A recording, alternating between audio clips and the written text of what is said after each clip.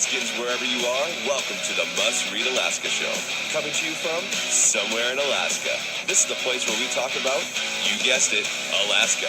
Where we keep the mainstream media on their toes and where we are standing up for what's right in a world run by leftists. You can find out more by heading over to mustreadalaska.com and also checking out the Must Read Alaska YouTube channel for some really great content. But first, let's get this party started.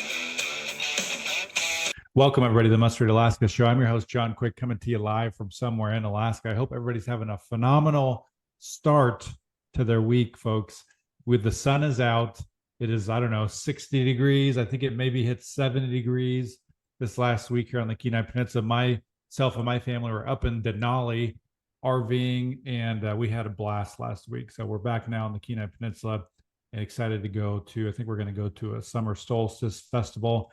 But we have a special guest today. But before I introduce our guest, I want to thank everybody that listens, watches, and reads Must Read Alaska. If you want to help keep the lights on, just go to mustreadalaska.com. On the right-hand side, there's a little donate button. Every $5, $10, $100 helps keep the lights on here at Must Read Alaska. If you want to sponsor the show, just email me, John J.H. at mustreadalaska.com. And I want to give a special shout out to an Alaskan that's going to the Olympics. She is one of the daughters of the owners now of Must Read Alaska, Kristen Faulkner, and she is going to the Olympics. It's pretty awesome. She picked up biking after she had a stint in the corporate world and obviously was amazing at it and made the Olympic team. So shout out to you. Very excited for that. We're going to be watching. I think Ali Ostrander, also from the Kenai Peninsula, is either in competing in the trials right now for the Olympics for running or possibly has made the Olympic team. I'm not for sure, but I know for sure she is competing in the trials. So without further ado, Senator James Kaufman, welcome to the Must Read Alaska Show. Hi, John. Hey, thanks. Thanks for having me. Well, this will be exciting. I'm excited to catch up with you, hear about how you thought session went. You're running for election, and this will be a fun time. So first, let's talk a little bit about session. Give me some high-level kind of points on some of the bills that were important to you and if they made any progress or had the chance to get passed and signed by the governor. Well, thanks, John. Yeah, it was a weighty session.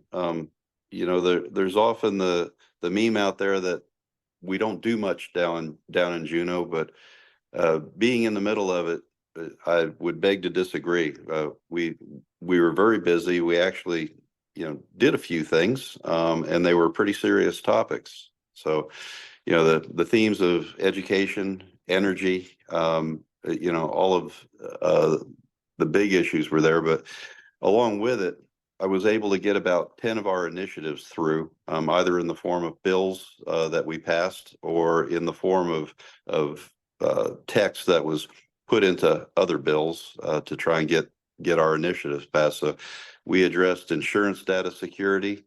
We updated our workers' compensation laws to address some inflation proofing that had to be done on that, and to remove a catch-22 that was keeping people from being able to get back to work. So we worked with the department on that. On the insurance data security, we also worked with our director of insurance in the state, using some model legislation and then tailored it to the unique requirements of Alaska. And insurance data security, it doesn't sound real exciting, but when you have a data breach, it gets exciting in a hurry. So sometimes these kind of boring improvement topics that I pick up and run with are what's underlying it are some very serious issues. So we're really proud of getting those through. We worked with the railroad to get some bonding authority to be able to build a new cruise ship dock down in Seward, and so that's very important for the economic stability of the region. Now that one is under a little bit of a cloud right now because of the late session that the House had. They ultimately passed it, but it was past the midnight hour, so we'll see what happens with that. We in the realm of the operating budget, we got the transportation department a bit more money for snow plowing, which, that was a big issue, especially for me, as I was the chair of Senate Transportation.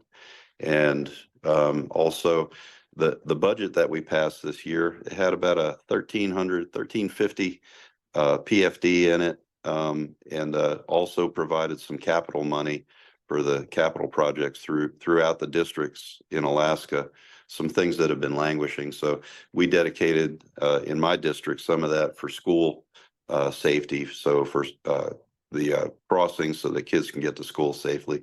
We've had some road projects that have widened the roads in my district, but we could do a little bit better with the school zone safety for better crossings for the kids that have to get across those big roads now over to the side of the road where the school is.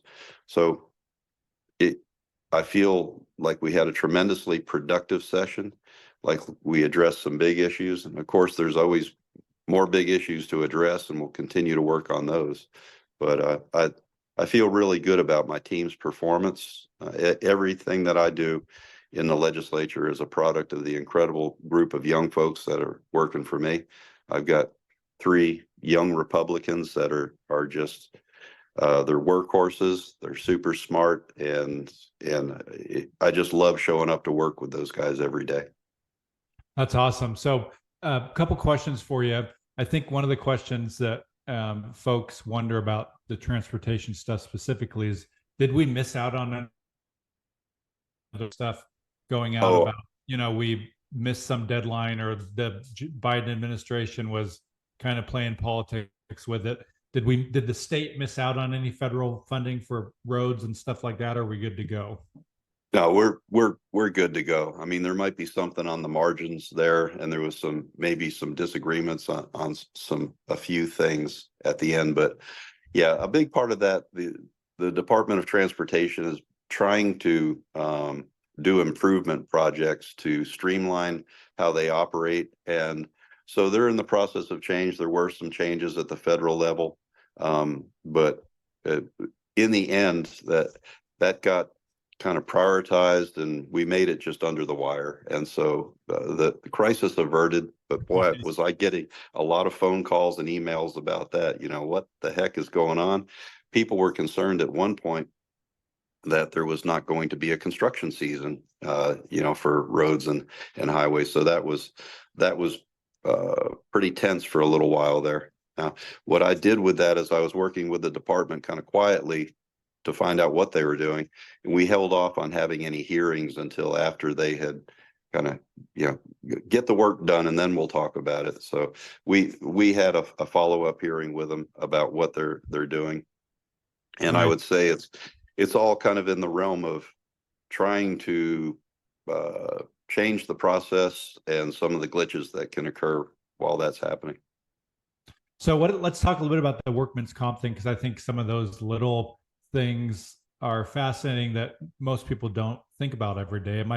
I think one of the things that happened was, and you could tell me if I'm wrong, but folks that wanted to go back into what their job previously was, there was some sort of loophole where they couldn't do that. They had to be retrained for a different job. What were some of those things that you fixed that are going to help people out in the long run that want to get back to work?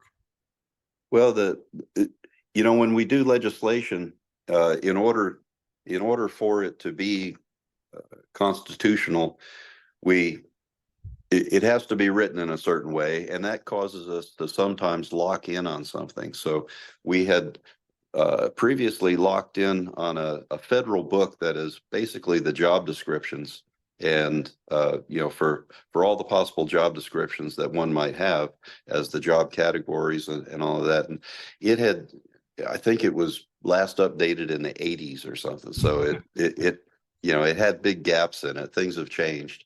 And so really the 2 main pieces of it were to update the process by which those job descriptions are considered, or the references in statute, and then also adjust the inflation that had occurred. We have things that get set in statute, and then inflation happens, and next thing you know, the system's not really working.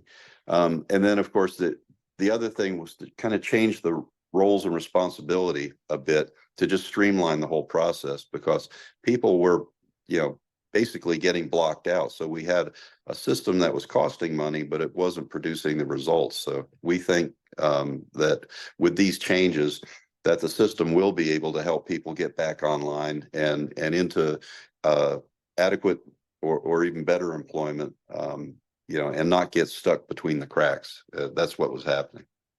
Nice. So you are running for re-election. Tell me why you wanted to keep, throw your name in the hat again and go in for another session. What spurred you to keep going? Well, when I ran, it was under the premise that I was going to take the management experience that I had to Juneau, and just kind of the relentless pursuit of common sense. And that I feel that that's what I promised my first campaign back in 2020. I had the pleasure of cutting my teeth in politics during the whole coronavirus thing. So that was fascinating. So I put myself there as someone who would go down to Juneau and just use really business practices and common sense and just an awareness of how the private sector really works to try and streamline what our state does, improve how we do it. I might not satisfy the folks that, like a red meat flinging flamethrower. I'm kind of calm and even keeled in the way I approach things and methodical, and I like the details. So I find that there's just a ton of work to do around those things. And some of those are really substantial improvements that can just make life easier for people. We removed a roadblock that was keeping people from getting commercial driver's licenses, and that enables people that didn't have an operator's permit. What's the regular driver's license called? So just an operator's permit, a regular driver's license.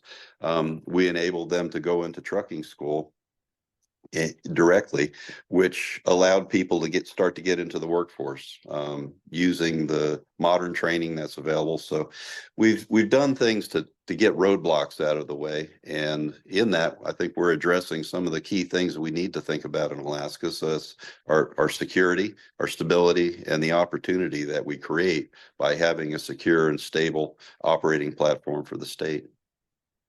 Nice. So how's the campaign going? Do you got some events coming up this summer? Talk to us a little bit about that. Yeah, it's back to the usual thing. So my campaign restart is going to be the next event will be on the 8th at Little Italy in Anchorage. That's a popular place that folks are pretty familiar with around here. It's in my district. And so we'll have a campaign restart this coming 8th. That's Monday. And usual hours from about 5:30 to 7 or so. And after that, it's going to be the usual thing. I do a lot of doors. I've hit over 10,000 doors in my political career, so wow. pretty heavy on the conversations with people. So I'll build on that total, get out there and talk to more folks. And other than that, raise money. I've got road signs put out, so I've probably got 12 4x8 road signs deployed already around the district. So I've got a good showing on those.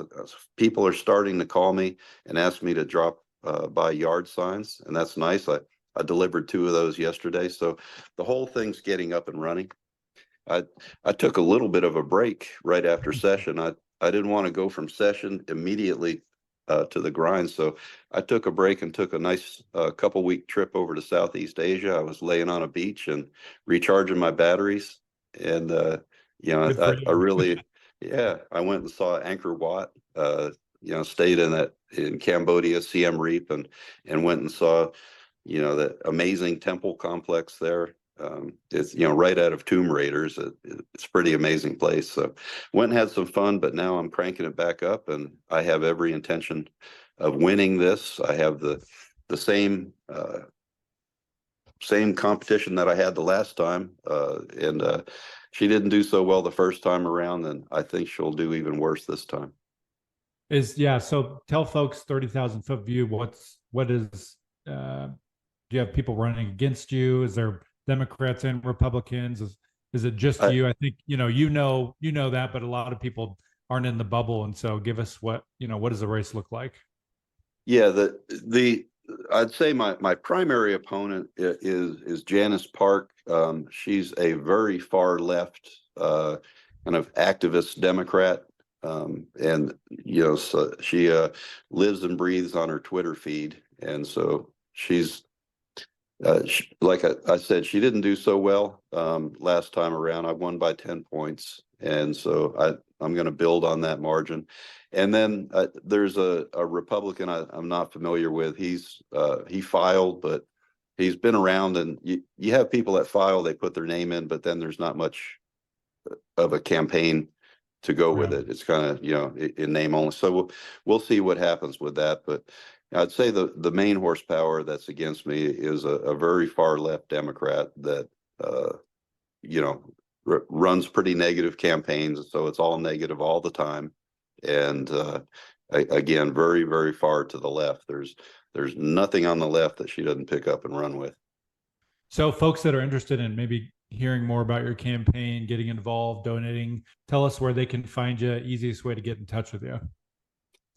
Thank you. I've got a great website. It's Kaufman for Alaska. So that's the number 4, kaufman4alaska.com.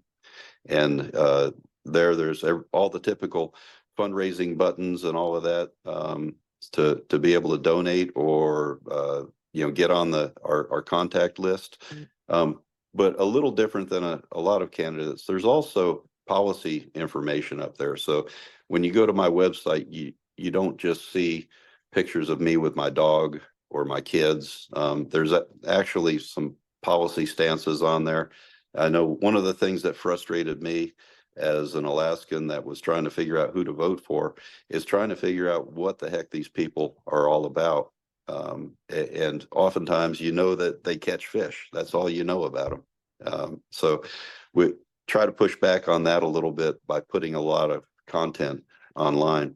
And I would say to that, anyone who's curious about any of the policy that I've done, if you just search for me, you can get to my state webpage. Again, we have a webpage there with an awful lot of information. So if you just do a Google search for James Kaufman, Alaska, you'll get to all of my material, whether it's my Facebook page. I've got a profile and 2 pages, one as a campaigner and one as a senator. So I'm all over the web. There's tons of information. There's not much of a mystery when it comes to my stances on issues. Nice. So spending cap is one of the things that you've been beating that drum for, since you first started running. Do you think we're going to get there eventually, or is it a pie in the sky the other day, a handful of people are about? No, just a quick recap for those that aren't familiar with it. I have designed a spending cap that measures our state domestic product. So our state economic activity in the private sector averages that activity over 5 years and sets a safe percentage of that can be spent annually to fund our budgets. Though it does a couple of things. It brings stability to our budgeting process, and importantly, it also links it to the private sector, which we lack that right now. So I was able, with a companion bill in the House and our bill in the Senate, I got it to the finance committees in both houses. So the spending cap has gone farther than it's ever gone before. So no, I don't think it's pie in the sky. I think that the smoothing mechanism. There's still hope for it. Oh, there is. When I took that on, I did not think that was going to be a 2-year project or a 3 or a 4. That's more like a 10-year project. And that's another reason that drives me to, continue to want to be in the legislature. Sometimes you just have to have time in the building to be able to socialize some of these big ideas. And so a GDP-based spending cap for Alaska, tying our state spending to our economic productivity, I think is a concept that, given time and letting it soak in with people, we'll get somewhere on it. And the other thing that we have that we progress pretty well we didn't make it through, but it's again, a big idea is our Executive Budget Act reform. And that's to put performance management processes into our budgeting and management of the state. So if you imagine the state running on 4-year strategic operating plans that are then updated every 2 years, and every budgeting cycle, those plans are what we're discussing the funding of. It's a different conversation than just the status quo, kick the can down the road. How much do you want to spend this year to keep doing the same old thing over and over again? It's designed to get the state on an ascending management plan that brings us to greater efficiency, more productivity in the public sector. Nice. Well, 20 minutes here has gone by in a flash, Senator. Do you have any last minute thoughts here before we head off? Well, just first off to say thanks to you and your audience, your listeners, and all the folks in the Must Read community. I'm here. I'm available. If you go to that kaufmanforalaska.com webpage, you can get hold of me. So if you have any questions about what I want to do or what I've been doing, I'm out there for the public to get hold of. So I'm easy to find. And so reach out, and I'm happy to answer any questions, or if you want to host an event or help me knock on doors or any of that good stuff, I'm easy to get hold of. Awesome. Well, folks listening in, I'll put all the links to the Senator's campaign in the podcast description. And I really appreciate you joining us here on the Must Read Alaska show. For folks that listen, watch, and read Must Read Alaska, and you want to help keep the lights on, just go to mustreadalaska.com. On the right-hand side, there's a little donate button. Every $5, $10, $100 helps keep the lights on here at Must Read Alaska. And if you want to sponsor the Must Read Alaska show, just email me, John, John, at mustreadalaska.com. And again, special shout out to Kristen Faulkner, Alaska from her, who made the Olympic team. It's very exciting. Folks, I hope you have a wonderful rest of your week. And until next time, I'm John Quick from somewhere in Alaska. Thanks.